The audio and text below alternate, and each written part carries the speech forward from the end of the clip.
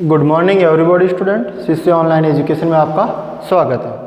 हमने पिछले क्लास में हमने क्या किया था, अभ्यास 9 निर्देशांक ज्यामिति के बारे में बेसिक जानकारी के बारे में अध्ययन किया था। ठीक है ना। आज हम उसको थोड़ा आगे करते हैं। पिछली क्लास में हमने क्या पढ़ा था कि जो निर्देशांक ज्यामिति में निर्देश तंत्र के बारे में देखा था कि देखिए यह आपको ऊर्ध्वाधर एक्स है और यह आपका क्षैतिज एक्स है। क्या है? क्षैतिज एक्स। ऊर्ध्वाधर एक्स और क्षैतिज एक्स जिस बिंदु पर प्रतिच्छेद होते हैं उस बिंदु को क्या बोलते हैं? हम मूल बिंदु बोलते हैं। ये कौन सा है? एक्स एक्स है। X O X O X dash, Y O Y dash. ठीक है ना। ये होता है आपका एक्स एक्स, इसको क्षैतिज एक्स बोला था। ये वाई एक्स होता है ना, ये ऊर्ध्वाधर एक्स होता है, वाई एक्स। ठीक है ना। इसको बोलते हैं ऊर्ध्वाधर एक्स। जिस बिंदु पर प्रतिच्छेद होते हैं उसको बोलते हैं मूल बिंदु और उसके निर्देशांक होते हैं 0 0। ठीक है ना। क्षैतिज एक्स और ऊर्ध्वाधर एक्स जिस बिंदु पर प्रतिच्छेद होते हैं उस बिंदु को मूल बिंदु कहते हैं और मूल बिंदु के निर्देशांक 0 0 होते हैं। ये पहला चतुर्थांश, ये दूसरा चतुर्थांश, ये तीसरा चतुर्थांश और ये चौथा चतुर्थांश। ऐसे पढ़ा था, first quadrant, second quadrant, third quadrant और फोर्थ क्वाड्रेंट। ठीक है ना। पहले चतुर्थांश में एक्स की वैल्यू और वाई की वैल्यू क्या आती है? ग्रेटर देन 0 आती है। तभी तो इसमें प्लस प्लस का चिन्ह आता है। एक्स की वैल्यू भी प्लस की आती है और वाई की वैल्यू भी क्या आती है? इसमें प्लस की आती है। तो x greater than 0, y greater than 0। दूसरे चतुर्थांश में क्या होता है? x की वैल्यू नेगेटिव और y की वैल्यू पॉजिटिव बताई थी। तीसरे में नेगेटिव x की और y की भी नेगेटिव और चौथे में x की पॉजिटिव और y की नेगेटिव। तो x greater than 0, y greater than 0, x less than 0, y greater than 0, x less than 0, y less than 0 और x ग्रेटर देन 0 और y लेस देन 0। ठीक है। और क्या देखा था कि जो x के पॉजिटिव मान होते हैं वो आपके मूल बिंदु से दाईं तरफ होते हैं और x के नेगेटिव मान होते हैं मूल बिंदु के बाईं तरफ। y के पॉजिटिव मान मूल बिंदु के ऊपर और y के पॉजिटिव मान मूल बिंदु के नीचे की तरफ बताए थे। ठीक है ना। मान लेते हैं यहाँ कोई p बिंदु और उसके निर्देशांक x y हैं। तो x y मतलब x एक्स पर चलेगी दूरी और y क्या? y एक्स पर चलेगी दूरी। ठीक है ना। x निर्देशांक को आपने क्या बोला था? भुज बोला था। क्या बोला था? भुज। और y को क्या बोला था? कोटि। y निर्देशांक को क्या बोला था? कोटि बोला था। x को तो भुज और y को कोटि। समझ में आ गया? तो और क्या बोला था कि x अक्ष पर स्थित बिंदु के निर्देशांक हमने देखे थे। x अक्ष पर स्थित बिंदु के निर्देशांक x और 0, मतलब y का मान 0 होता है x अक्ष पर और y अक्ष पर स्थित बिंदु के निर्देशांक 0 और y। इसमें क्या होता है? x का मान 0 होता है। y अक्ष पर तो x का मान 0 और x अक्ष पर y का मान 0 होता है। ठीक है ना। और बिंदुओं को चतुर्थांश में दर्शाना देखते हैं अभी। बिंदुओं को चतुर्थांश में दर्शाना, जैसे कोई बिंदु है P बिंदु और उसके निर्देशांक है 2 और 3। क्या है? 2 और 3। तो x की वैल्यू 2 है, 1 2 1 2 3 4 ऐसे। और y की वैल्यू क्या है? 1 2 3 4। ठीक है, ऐसे। तो 2 और 3 कहाँ होगा? x अक्ष पर तो 2 और y अक्ष पर 3। तो x अक्ष पर 2 से ऐसे डॉट डॉट मिलाओ और y अक्ष पर 3। तो ये जिस बिंदु पर ये दोनों प्रतिच्छेद होते हैं 2 और 3, 2 और 3 जिस बिंदु पर प्रतिच्छेद होते हैं उस बिंदु को आप क्या बोलोगे? 2 और 3। ऐसे है नहीं कि आपका 2 यहाँ है तो यहाँ दर्शा दिया और 3 है तो यहाँ, ऐसे नहीं। आपको 2 बोलना है तो आप x अक्ष पर 2 पर जाइए और एक y अक्ष के समांतर डॉट डॉट से लाइन खींचिए और y का मान 3 देखें तो y अक्ष पर 3 पर जाइए और x अक्ष के समांतर लाइन खींचिए। जिस बिंदु पर ये दोनों डॉट डॉट वाली प्रतिच्छेद होती है वो बिंदु क्या होगा? आपका 2 और 3 होगा। जैसे x की वैल्यू -1, -2, -3 y की वैल्यू -1, -2, -3 और -4 बिंदु क्यों ले रहा हूँ मैं, और उसके निर्देशांक लेता हूँ मैं -2 और -4।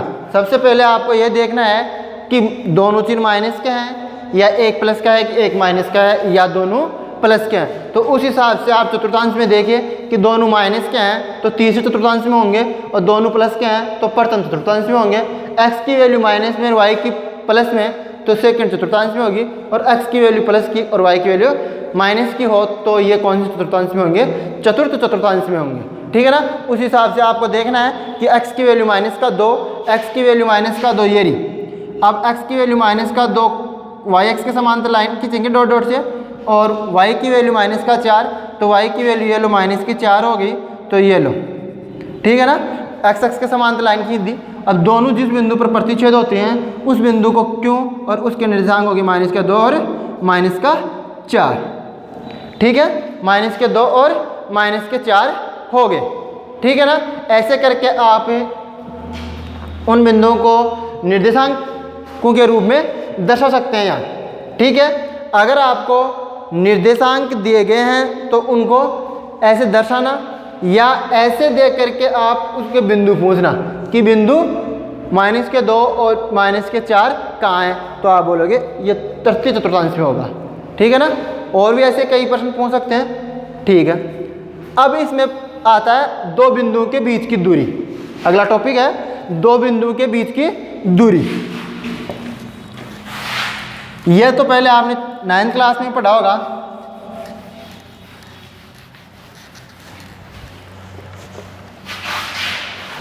दो बिंदुओं के बीच की दूरी।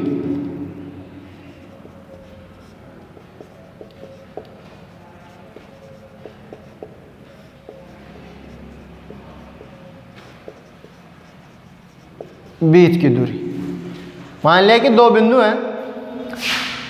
ठीक है। ये लो P बिंदु, उसके निर्देशांक x1 y1 है, और ये Q बिंदु है, इसके निर्देशांक x2 और y2। P बिंदु के निर्देशांक x1 y1, Q बिंदु के निर्देशांक x2 y2 है। तो आपको PQ दूरी चाहिए। क्या चाहिए? PQ दूरी। तो दो बिंदुओं के बीच की दूरी PQ बराबर √ x2 माइनस x1 का whole square plus y2 minus y1 का होल स्क्वायर।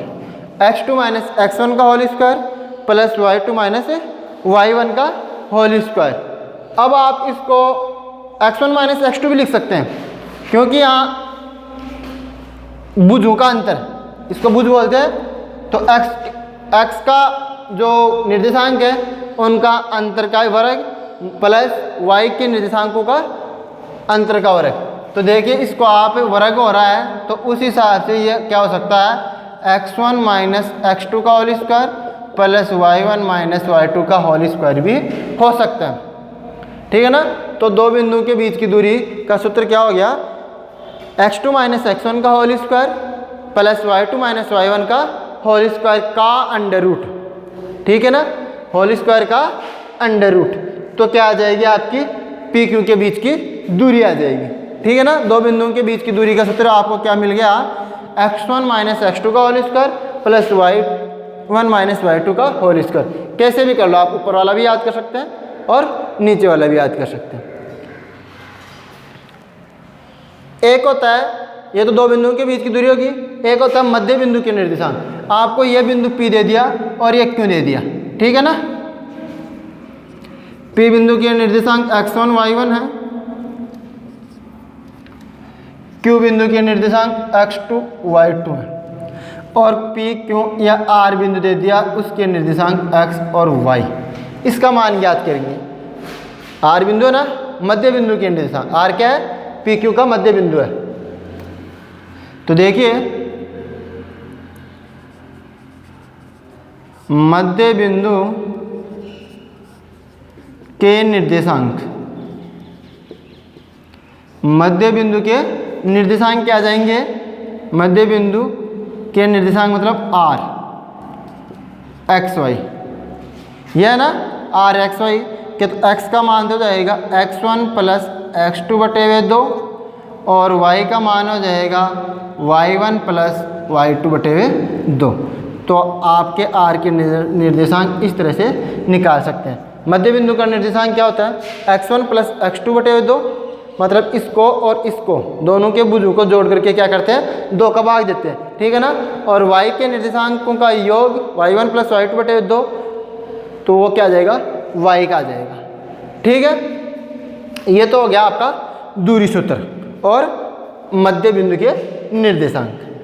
अब एक आता अंतःविभाजन और बाह्य विभाजन, वो देखेंगे बाद में। तो उससे पहले हम देखते हैं कि दूरी सूत्र।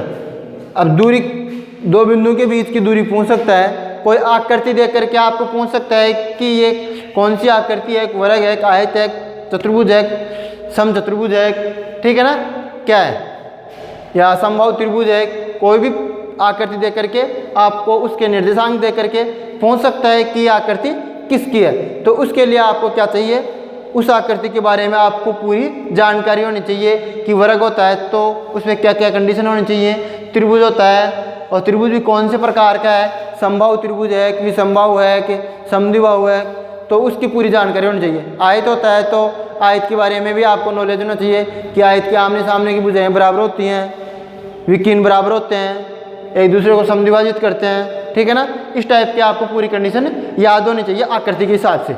तो आप उसके निर्देशांकों को लेकर के वो दूरी निकाल करके वहाँ से और बता सकते हैं कि ये आकृति इसकी है, अन्यथा नहीं। तो हम थोड़ा सा आकृतियों के बारे में अध्ययन करते हैं।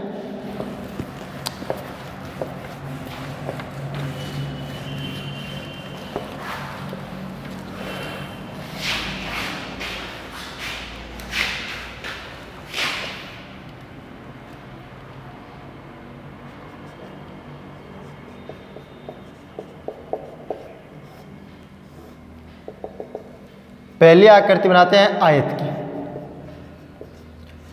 आयत में क्या होता है?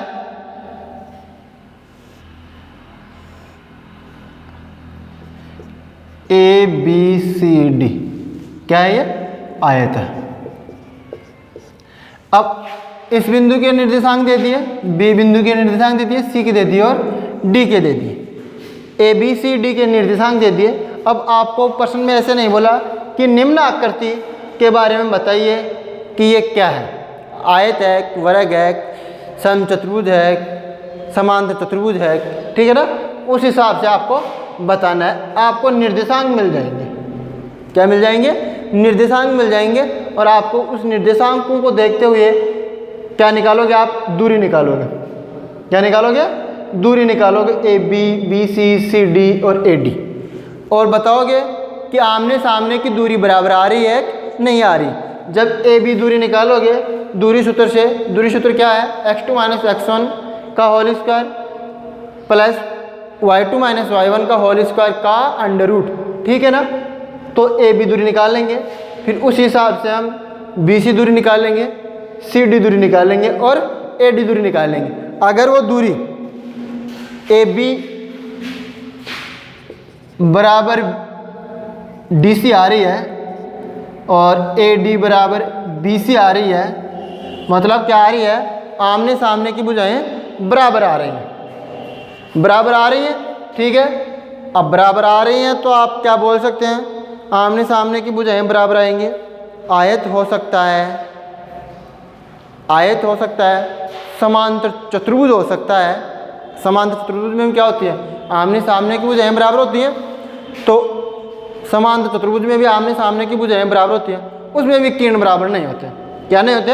विकीर्ण बराबर नहीं होते हैं समांतर चतुर्भुज। और आयत में क्या होते हैं? विकीर्ण भी बराबर होते हैं। तो आपको विकीर्ण भी निकालने हैं। आमने सामने की भुजा बराबर आ जाए और विकीर्ण भी बराबर आ जाए दोनों, तो आप बोल सकते हैं कि क्या है? ये एक आयत है। दिए गए निर्देशांक किसके हैं? एक आयत के हैं। तो आयत को चेक करने के लिए आपको चारों भुजाओं की दूरी निकालनी होगी और दो विकीर्णों की दूरी निकालनी होगी। दो विकीर्ण होते हैं आयत में, AC और BD दूरी सूत्र से।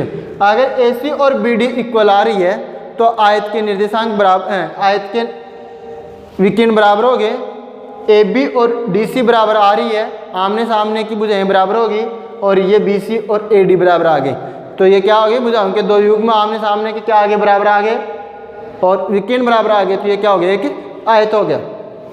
ठीक है, दूसरा लेते हैं वर्ग। दूसरी आकृति किसकी है, वर्ग की है। वर्ग में क्या होता है कि एक वर्ग प्रत्येक कोण 90 डिग्री का होता है।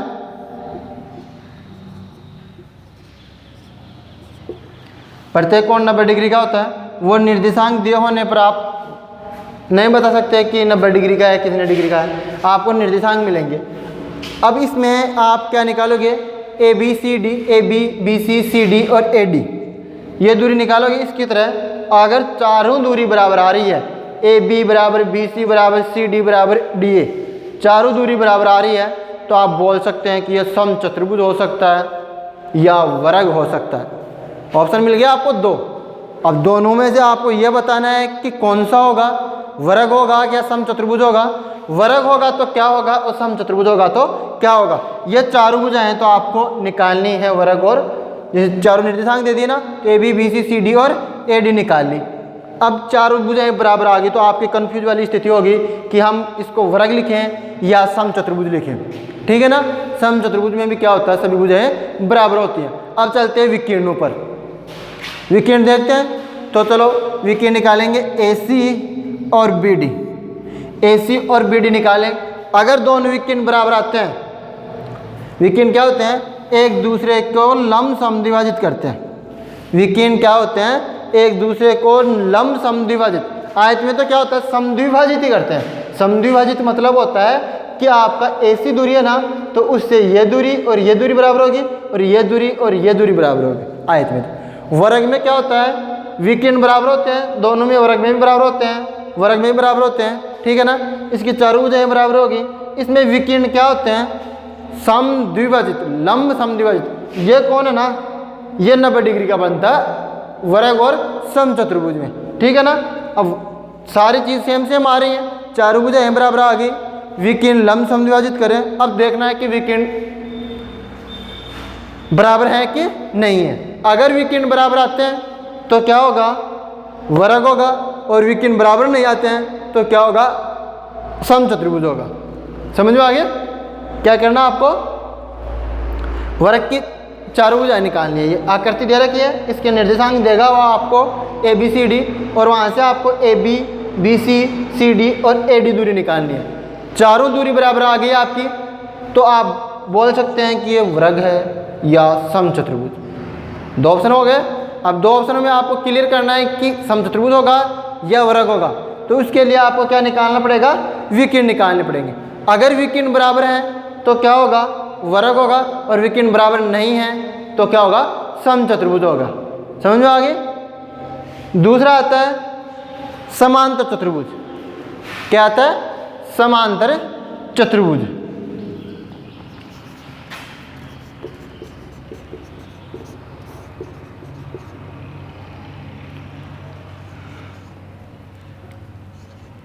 समांतर चतुर्भुज में क्या होता है, भुजाओं के दो युग्म क्या होते हैं, एक युग्म और ये दूसरा युग्म। भुजाओं के दो युग्म क्या होते हैं, समांतर होते हैं। भुजाओं के दो युग्म समांतर होते हैं तो क्या होता है, वो समांतर चतुर्भुज होता है। ठीक है, दो युग्म मतलब इसमें क्या करेंगे, इसमें आमने सामने की ये वर्ग आयत, ये भी क्या है, समांतर चतुर्भुज है। इसमें क्या होता है कि समांतर चतुर्भुज में एक युग्म तो ये और एक युग्म ये निर्देशांक दिए होने पर आप इसमें क्या मिलेगा, A B B C C D D A. इसमें ए बी डी सी के बराबर मिलेगी और ए डी बी सी के बराबर मिलेगी। समझ में आ रही है। ये आमने सामने की भुजाएं बराबर होगी, तो वही आपके कन्फ्यूज वाली स्थिति होगी कि आमने सामने की भुजाएं बराबर आ रही हैं, तो ये आयत हो सकते हैं समांतर चतुर्भुज, आयत होगा या समांतर चतुर्भुज। आप चलते हैं विकीर्ण पर। विकीर्ण क्या होता है, आयत के बराबर होते हैं, और इसमें क्या होते हैं विकीर्ण, समांतर चतुर्भुज। समांतर चतुर्भुज में विकीर्ण बराबर नहीं होते। समांतर चतुर्भुज में विकीर्ण बराबर नहीं होते। तो समझ में आ गया, वर्ग और समचतुर्भुज में अंतर समझ में आ गया आपको। आयत और समांतर चतुर्भुज में समझ में आ गया। आयत और समांतर चतुर्भुज में भी क्या आ गया, अंतर समझ में आ गया। चार आकृतियों की आयत, वर्ग, समांतर चतुर्भुज और समचतुर्भुज। समचतुर्भुज क्या होता है?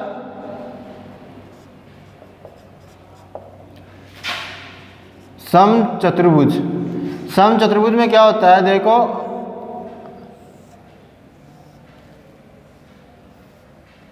ऐसे, मतलब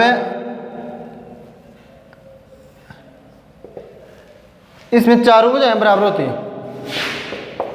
चारों भुजाएं क्या होती हैं? बराबर होती हैं, विकीर्ण बराबर नहीं होते समचतुर्भुज में। और वर्ग में क्या होते हैं? विकीर्ण बराबर होते हैं। वर्ग में विकीर्ण बराबर होते हैं। तो विकीर्ण बराबर होते हैं तो क्या होगा? वर्ग होगा। अगर चारों भुजाएं बराबर हैं और विकीर्ण बराबर नहीं आ रहे हैं, समकोण पर समद्विभाजित होते हैं। वर्ग में भी समकोण पर समद्विभाजित होते हैं, इसमें भी समकोण पर समद्विभाजित होते हैं। सारे दोनों में सेम चीज़ है, केवल इसमें समचतुर्भुज में विकीर्ण वर्ग के विकीर्ण के बराबर नहीं होते। दोनों विकीर्ण आपस में बराबर नहीं होते। वर्ग में क्या होते हैं? दोनों विकीर्ण बराबर होते हैं। तो क्या हो गया? आयत, वर्ग, समांतर चतुर्भुज, समचतुर्भुज, चार चीज हो गई ना। और समलंब चतुर्भुज क्या होता है? इसमें भुजाओं का एक युग्म समांतर होता है, वो भी देख लो साथ साथ। समचतुर्भुज क्या होता है? उसमें भुजाओं का एक युग्म समांतर होता है और एक असमांतर होता है। तो वो क्या होता है?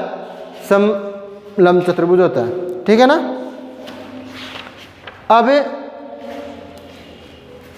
या आकृति समझ में आने के बाद में आप दूरी सूत्र वाले प्रश्न कर सकते हैं।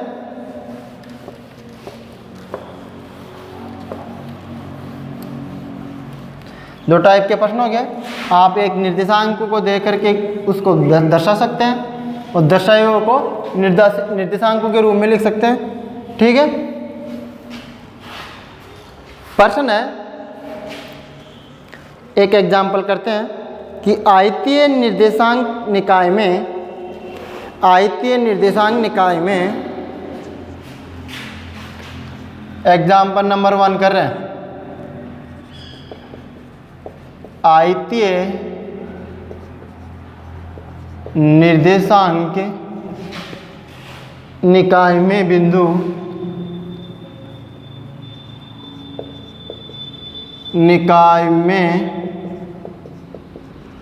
बिंदु दो और चार, बिंदु 2 और 4, दूसरा बिंदु दे रखा है आपका -2 और 3, -2 और 3, तीसरा बिंदु दे रखा है -4, -3, -4 और -3, और चौथा बिंदु दे रखा है आपका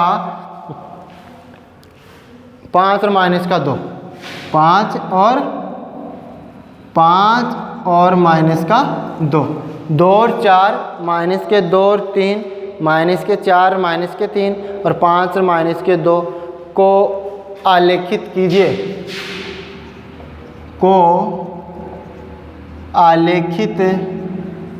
कीजिए। मतलब निर्देश तंत्र में आपको इनको दर्शाना है कि कहाँ कहाँ कौन कौन से बिंदु होंगे। इसको दे देते हैं P, Q, R, S। देखते हैं, निर्देश तंत्र बनाते हैं। पहले तो ये y अक्ष हो गया, ये x अक्ष हो गया, y और y डी।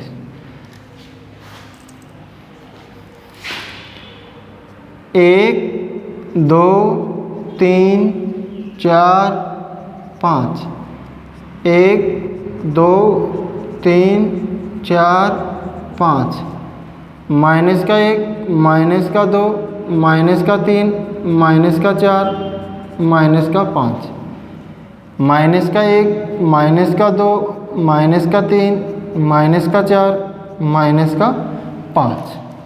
ठीक है। -1 y की वैल्यू नेगेटिव आ गई और x की वैल्यू नेगेटिव आ गई, x की वैल्यू पॉजिटिव आ गई। अब P बिंदु देखना है। P बिंदु देखना है तो P बिंदु के लिए x की वैल्यू, पहला x का निर्देशांक होता बताया था आपको, भुज बोलते हैं उसको, और दूसरा y का। तो x पर 2 देखो, x पर 2 हो गया, और y पर 4 देखो, y पर 4। तो ये लो 4 और ये x का वैल्यू 2। तो P बिंदु के निर्देशांक 2 और 4, x की वैल्यू 2 और y की वैल्यू 4, ऐसे दर्शाना है।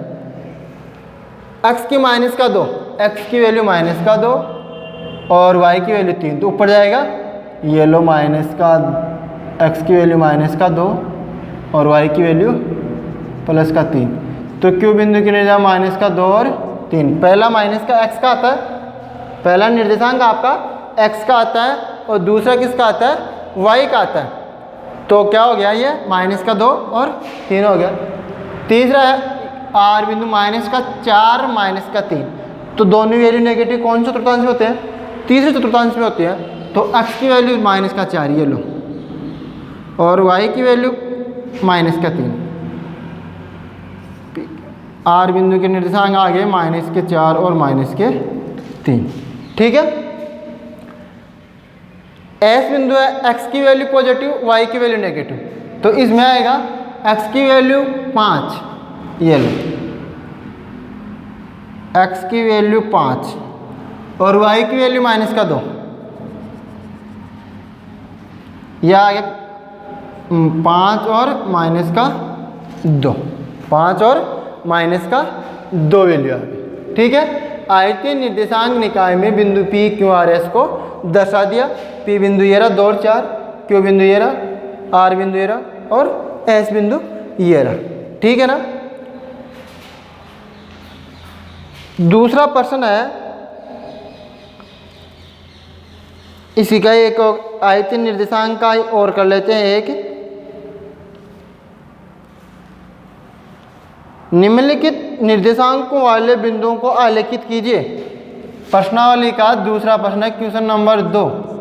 कौन सी प्रश्नावली का, 9.1 का क्वेश्चन नंबर 2। 9.1 का क्वेश्चन नंबर 2, क्योंकि दोनों सेम ही हैं, आप आसानी से इसको दर्शा सकते हैं।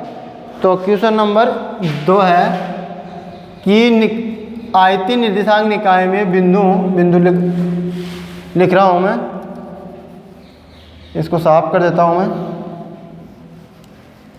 और अगला प्रश्न देखते हैं।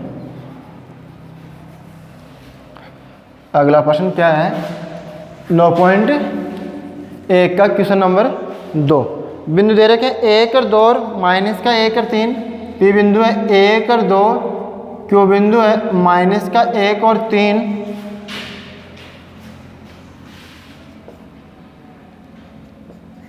R बिंदु है माइनस का 2 और माइनस के 4, माइनस के 2 और माइनस के 4। S बिंदु है 3 और माइनस का 2, 3 और माइनस का 2। T बिंदु है 2 और 0 और 0 और 3, 2 और 0, 0 और 3। इसमें पूरी चीज़ समझ में आ जाएगी कि 0 और 2, 2 और 0 और 3 कहाँ कहाँ होंगी, ये भी आ गए। तो x अक्ष पर स्थित बिंदु के निर्देशांक क्या होते हैं, x और 0 होता है, और y अक्ष पर स्थित बिंदु के निर्देशांक क्या होते हैं, 0 और y होता है। ठीक है ना। तो देखते हैं दूसरा प्रश्न है। अभी मैंने एग्जाम्पल नंबर 1 किया, सेम उसी तरह करना है आपको। तो P बिंदु देखना है 1 और 2, x की वैल्यू 1 और y की वैल्यू 2, ये लो x की वैल्यू 1, y की वैल्यू 2। तो P बिंदु का 1 और 2 दे दिया। Q बिंदु है माइनस का 1 और 3, x की वैल्यू माइनस का 1, y की वैल्यू 3, यहाँ आएगा। तो ये लो 3 और ये माइनस का 1, तो माइनस का 1 और 3। R की वैल्यू है माइनस का 2 और माइनस का 4, R की वैल्यू माइनस का 2 और y की वैल्यू 4 आ गया, माइनस का 2 और माइनस का 4। S की वैल्यू कितनी है, 3 प्लस की 3, तो ये लो प्लस का 3। y की वैल्यू माइनस का 2, तो ये लो माइनस का 2, 3 और माइनस का 2, 3 और माइनस का 2 आ गया। T का मतलब है निर्देशांक 2 और 0। T बिंदु के निर्देशांक दे रखे हैं 2 और 0, मतलब 2 और 0 कहाँ होगा, 2 और 0 यहाँ होगा।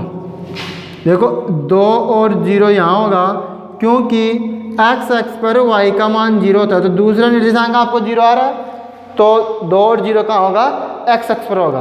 और 0 और 3 कहाँ होगा, 0 और 3, एक्स की वैल्यू 0, वाई की वैल्यू 3, यहाँ होगा 0 और 3, यहाँ होगा ना, क्योंकि यहाँ एक्स की वैल्यू 0 आ रही है, वाई की वैल्यू 3 आ रही है, तो 0 और 3 यहाँ होगा। समझ में आ गया। तो ये 6 निर्देशांक थे आपके, 1 और 2, एक्स का मान 1, वाई का मान 2,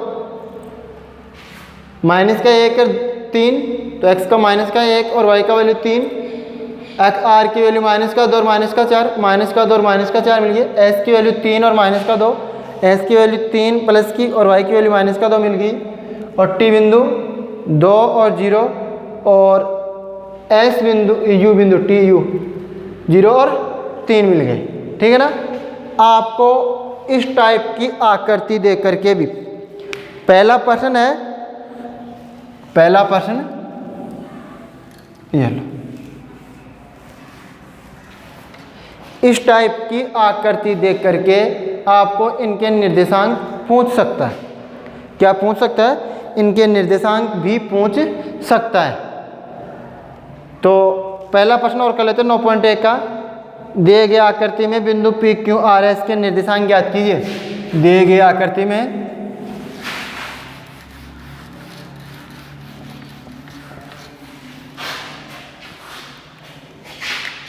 क्वेश्चन नंबर 9.1 का पहला क्वेश्चन है, दी गई आकृति में बिंदु पी क्यू आर तथा एस के निर्देशांक ज्ञात कीजिए।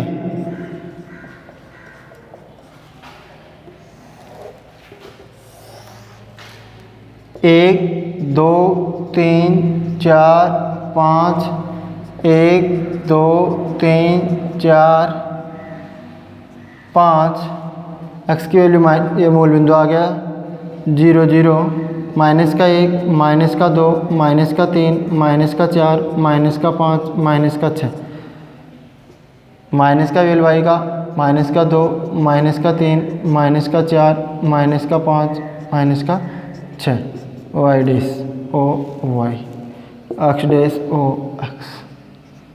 ठीक है ना। अब आपको इसको डॉट डॉट से दर्शा रखा है।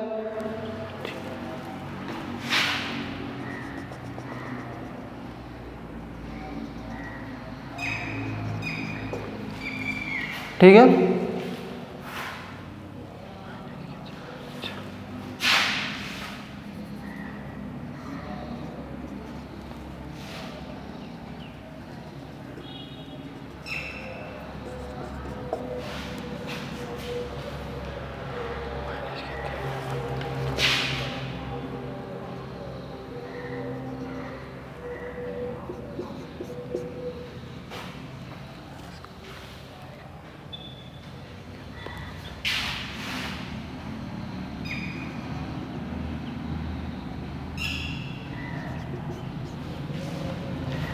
समझ में आ गया। ऐसे कुछ पी क्यू आर एस के निर्देशांक आपको बताने हैं। इस टाइप का आपको आकृति दे रखी है। ठीक है ना। तो आप आसानी से बता सकते हैं कि पी बिंदु के निर्देशांक क्या होंगे, एस बिंदु के क्या होंगे, आर के क्या होंगे और क्यू के क्या होंगे। तो देखिए आपको एक्स अक्ष पर देखना है, पहला एक्स का लिखना है, दूसरा वाई का। तो देखो एक्स अक्ष पर कितना आ रहा है 5, तो 5 लिखना है और वाई की वैल्यू कितनी आ रही है यहाँ 3। तो आप क्या लिखोगे 5 और 3 लिखोगे। कितना लिखोगे 5 और 3। अगर आपने 3 और 5 लिख दिया और यहाँ लिख दिया तो गलत हो जाएगा। पहला तो वैल्यू x की ही आएगी, पहली वैल्यू तो x की आएगी। तो x पर देखना है 5 वैल्यू और y पर कितनी है 3 वैल्यू। तो P बिंदु के निर्देशांक कितने आगे 5 और 3 आगे। Q बिंदु के निर्देशांक देखना है तो Q बिंदु के x पर देखो -1, -2, -3, -4, -4 और y की वैल्यू देखेंगे तो प्लस की 6 आगे। ठीक है ना, 6 आ रही है ना। तो ठीक है, r है, r की वैल्यू देखो माइनस का 3 आ रही है एक्स की वैल्यू, वाई की वैल्यू कितनी आ रही है, माइनस का 2 आ रही है, ठीक है। और आर एस की वैल्यू देखेंगे, एस की वैल्यू एक्स की वैल्यू कितनी आ रही है 1 और वाई की वैल्यू कितनी आ रही है माइनस का 5 आ रही है, वाई की वैल्यू कितनी आ रही है माइनस का 5 आ रही है। तो आप बोल सकते हैं यहाँ से पी क्यू आर एस की आप निर्देश तंत्र में देख करके और दोनों रेखाएं जिस बिंदु पर प्रतिच्छेद हो रही हैं तो एक्स एक्स पर देखते हैं कि कितने हैं और वाई एक्स पर कितने हैं। पहली वैल्यू एक्स की लिखते हैं, दूसरी वैल्यू वाई की लिखते हैं, ठीक है। इस तरह से हम निर्देश तंत्र में या ग्राफ में इस टाइप के बिंदु नोट कर सकते हैं। और इसमें दूरी सूत्र वाले प्रश्न है कि आपको निर्देश तंत्र में 4 बिंदु दर्शा दिए और उन बिंदुओं को मिलाने वाले दिखाएं। जैसे आपको पूछ लिया कि ये बिंदु P दे दिया आपका क्या 5 और 0, अब इस बिंदु के निर्देशांक ले लिया आपने, ए बिंदु दे दिया, इसके 5 और 0 हो गए, इसके 0 0 है ही, और ये क्या हो गया आपका y का मान 3 और x का मान 0 होगा। अब यह आकर दे दिया आपको कौन सी ओ ए पी बी। इस आकृति को देख करके आपको बताना है कि ये आयत होगा, वर्ग होगा, समचतुर्भुज होगा, समान चतुर्भुज होगा, ठीक है ना। तो आप क्या करोगे, ओ ए दूरी निकालोगे, ए पी दूरी निकालोगे, पी बी दूरी निकालोगे और ओ बी दूरी निकालोगे, ठीक है ना।